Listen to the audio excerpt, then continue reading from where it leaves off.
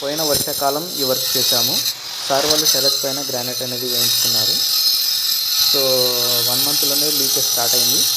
దానికి రీజన్ ఏంటంటే black సిమెంట్తో grouting చేసినారు, ప్రాపర్గా ఫిల్అప్ చేయలేదు అండ్ గ్యాప్లు కూడా ఎక్కువగా ఉన్నాయి. వర్షం పడగానే వెంటనే వాటర్ అనేది స్ట్రింకేజ్ కావడం జరిగింది. సో దానివల్ల లీకేజ్ అనేది స్టార్ట్ అయింది. సో మ్యాక్సిమం అయితే టెర్రస్ల పైన మీరు గ్రానైట్ కానీ టైల్స్ అనేది వేయించుకోవద్దు సార్, ఎందుకంటే టెంపరేచర్ ఎఫెక్ట్ వల్ల ఎలాంటి గ్రౌత్ ఫిల్అప్ చేసినా ఎక్కువ కాలం అయితే ఉండదు.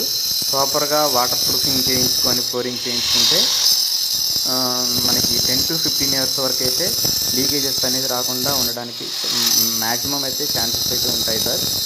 సో ఇక్కడ మేమైతే ఈ గ్రానైట్ వర్క్ లీకేజ్ అనేది స్టాప్ చేయడానికి మేము ఏం చేసామంటే జాయింట్స్ అనేది కొంచెం హ్యాండ్ కట్టర్తో ఓపెన్ చేసాము.